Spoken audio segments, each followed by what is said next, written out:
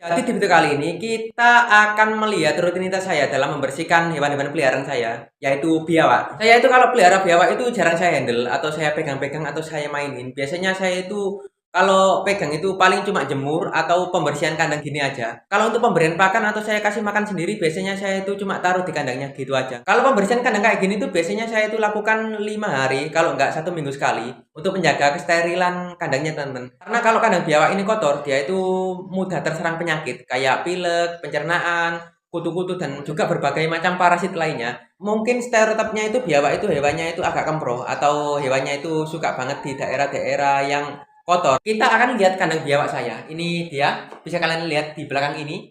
Kandangnya itu cukup sederhana. Ini box kontainer, atasnya saya kasih kat raman-raman gitu aja.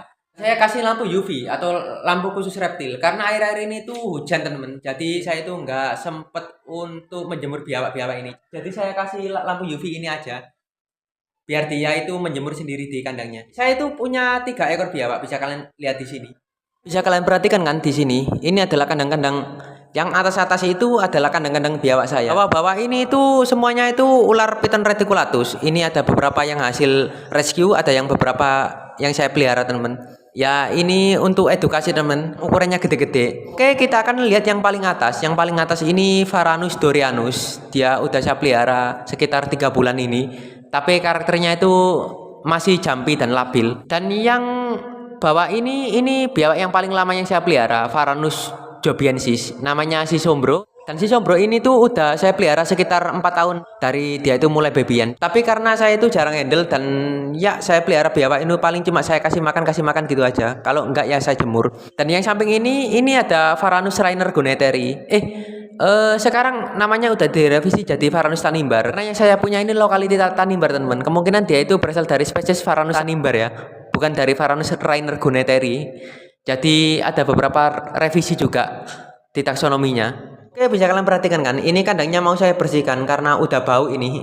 Pembersihan ini biasanya saya lakukan itu 5 hari sekali, kalau enggak 1 minggu sekali. Namanya biawak ya, dia itu rada kempro. Setting kandang saya itu cukup simple sih. Ini ada tempat untuk nangkring dan juga water dish untuk dia itu minum dan berendam.